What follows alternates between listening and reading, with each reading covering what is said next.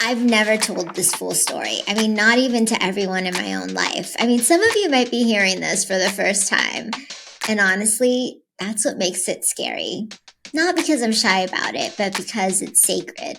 When something feels really special, you want to protect it. But I also know how many of you asked for me to share it. This story is the most requested one since I started the podcast. So today, I'm telling it. Not because it's perfect, not because I figured out some secret to love. There is no secret. But because there was a time not that long ago when I never thought I would be the kind of person who found a loving, healthy, real relationship.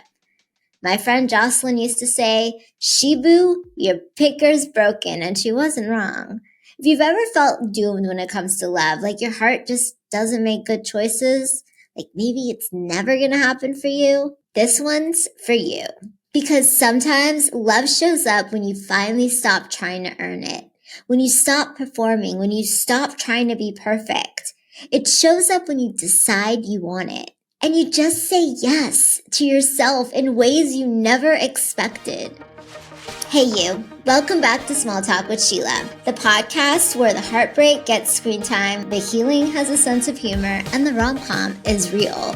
I'm Sheila, tiny, mighty, and fully convinced life's best plot twists come when you least expect them.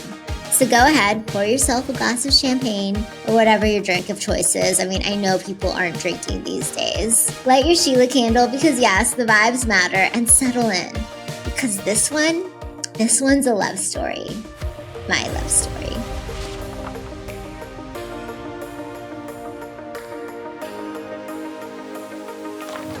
It started before the meet cute. Before the champagne, before the famous pink top. It started on a quiet Sunday morning. I was sitting there with a journal I had been obsessively filling out for over a year. You guys, that year I was in full-blown healing mode. I was tracking everything. I was tracking the steps I walked, the books I read, the workouts done, the days I drank or didn't drink, waking up at 5 a.m., journaling like my life depended on it. And honestly, maybe I thought it did. When your life feels very out of control, you really cling to anything that makes it feel ordered. So I kept writing, I kept reading, kept trying to heal myself into perfection. But that morning, Easter Sunday, I paused. I flipped through the old entries thinking I might feel proud of how far I'd come. Instead, I saw sadness. Every page, no matter how productive or intentional or growth-oriented it was dripping with sadness. And I had this moment of clarity. I don't want to be the sad girl anymore. And that was it. I didn't have a 5-step plan or a mantra, just a decision.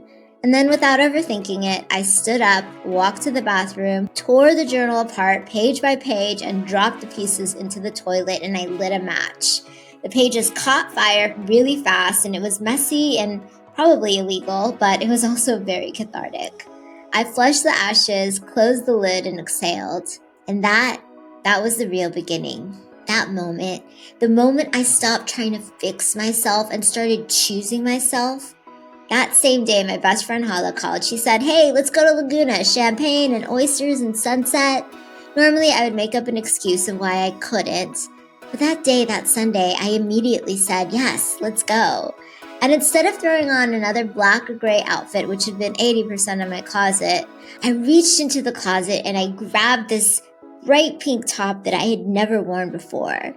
It was the first time in a long time that I reached for color. I walked out the door with no idea that my entire life was about to change.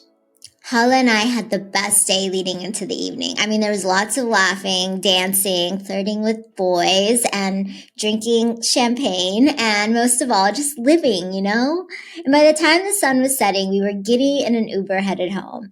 She was the first drop-off, and as she disappeared inside, I did my classic bag rummage move in the backseat. Wallet, check. Lip gloss, obviously. Keys, wait, no keys. I started to panic. Okay, I dumped my entire bag on my lap, patted every pocket like TSA, still nothing, no keys. And you guys, here's the thing. I lose things all the time. Sunglasses, probably thousands of dollars worth of sunglasses.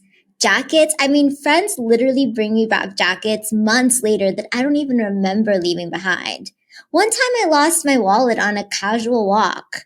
But my keys, I had never lost those until that night. I got dropped off in my place, walked to the door, and heard my dog Love barking from inside. And I tried the handle as if it would like magically open, but locked, of course. So I sat on the ground in that bright pink top, champagne buzzed and keyless, and did what any woman does. I Googled locksmith and called the first one that popped up. 20 minutes later, he arrived. Calm, kind, asked what happened, and I launched into a flustered monologue. I mean, I swear to God, I've never lost my keys. My dog is in there. Her name is Love, and she's probably losing it. Love, are you okay? She was barking incessantly, and he just smiled. He unlocked the door in seconds and knelt down to greet my dog. It was small, but something about him felt safe. Like my body recognized something before my brain could even name it. Wasn't flashy, wasn't flirtatious. It was just steady, solid, warm. Maybe someone that could take care of me in all the ways I had longed to be taken care of. I blurted out, "You want to come in?" Immediately followed up with, "Oh, just kidding." Like a rom-com character who knows she's in one. He smiled, and then he left. I went inside, and my heart, you guys, it just was like pounding in a way it hadn't in a very, very long time. I don't know why I did it. Maybe it was the champagne. I mean, maybe it was intuition, but I texted him, "Hey, I know this is really forward and I've never done this before, but I felt a connection." And that's it. Seconds went by, and I saw the dots that he was texting, and I thought to myself, oh my gosh, Sheila, what did you just do? I mean, what if he's already seeing someone? Or worse, what if he doesn't like you back? And you guys, those few seconds between his text and mine felt like forever. And then I saw it, his text. So did I. And the next day, he picked me up on our first date. He brought me roses, pink roses, the exact color of my top from the night before, the color of those roses back there. And it's funny because I actually wore black the night of our first date as if pink was an anomaly, which it really was. I would later find out that one of the reasons he ever texted me back is because he finds it very refreshing when women wear color. During our first date, I was so nervous, I kept saying things like, "Hey, can't believe this connection. I mean, don't you feel it?" Like over and over again. Yeah, I was that girl. At one point, he looked at me gently and said, "Hey, can we just be here, just for tonight?" And I said, "Yeah, okay." And I meant it. And he planned a second date right away, a day trip to the San Diego Zoo. Yep, the zoo. He loves the zoo.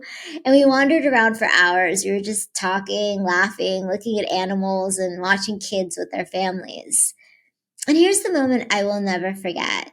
He kept asking me throughout the day, like, "Sheila, are you hungry? Want to stop? Do you want to head back or stay?" And every time he'd ask me a question, I would just say, "Whatever you want, whatever, it doesn't matter to me." And finally, after the zoo in the car, he asked if I wanted to grab dinner in San Diego or head back to OC. And of course, I gave him another shrug of an answer. And in this moment, I'll never forget, he turned to me and he said so kindly, "Listen, Sheila, I know you have opinions and preferences. I want to hear them." And it wasn't a criticism. It was an invitation. He was saying, you don't have to disappear. That's when I knew this was different. I believe in kismet. In Farsi, we say gesmat. In Hebrew, it's mektub. In English, we call it fate. You guys, fate only works if you're open. And I was finally truly open. I had burned those old stories of being a sad girl. I had worn something bright. I had said yes to myself. I even made the first move. And there is no version of this story where love happened because I was fully healed. You guys, I was messy. I was uncertain. Remember the first date? But I was real, and he met me there, not as a fantasy, not as a savior, but as a steady, kind, deeply secure man who saw me and really saw me and stayed. You guys, it hasn't all been easy. We've had our share of real life, health stuff, job changes, moves. But what we have now is something I never imagined I could have. Not because it's perfect. It doesn't exist, perfection, but because it's true. Our love feels like a true partnership where we listen to one another, we consider one another, and we cheer one another on. I used to believe in fairy tales, you guys. Like most girls, I grew up watching love stories that ended with a kiss, a wedding, a perfect fade to black. Oh, Disney, I love you. But somewhere along the way, after enough life, after seeing enough heartbreak, after enough reality, I stopped believing in happily ever after. And honestly, I'm okay with that. Because even though I let go of the fairy tale, I'm still a romantic. I mean, today, I believe in happily ever now. Because no one knows how long a love story will last. We don't get lifetime guarantees, and if you're constantly looking for one, you might miss the beauty of what's here, what's real right now. But if you can stay present, if you can stay open to just this moment, you might be surprised. I mean, I still am. I'm surprised by the way he protects my feelings, by how he gives me the best pep talks when I need it the most, which is like every other day, and by how he has the patience to film silly content videos with me because he knows how much this creative space means to me. And by the way, I get butterflies as we get dressed for date night. And that's what secure love feels like. I mean, it's not really that loud. It's not flashy. It's just steady, real, kind. And if I could wish one thing for you, anyone listening, it's that you get to feel this kind of love. Not perfect love, but secure love. And no, I'm not going to end the story with something cheesy like him opening the front door was the key to unlocking my heart. Yeah, I heard that a lot. But I will say this. I feel really, really lucky because I get to have my own meet cute moment, just like the rom-coms I used to watch. Except this time, it's me. So, what did I learn? That love doesn't wait until you're perfectly healed. That intuition is a gift, follow it. That safety is romantic. And that you don't have to have it all figured out to be open. You just have to be willing, to decide, to follow the nudge, to text the locksmith, to wear the damn pink top, to just believe just enough because you never know when your love story is on its way to you. If you're in a season when love feels very far away, I hope this story reminds you it's not over. And if you know someone who needs that reminder too, someone who just went through a breakup or quietly stopped believing, please send them this episode. It might be the sign they didn't know they needed. Listen, if it could happen to me, whose picker was really broken, it could happen to anyone, and I am here for it. I am here for a meet cute. That's it for this one, my friends. I still don't know if there's such a thing as happily ever after, but I believe in happily ever now, and that's what I got. I love you, I see you, and I'll see you next time on Small Talk with Sheila. Till then, don't be afraid to make the first move, and honey, I love you.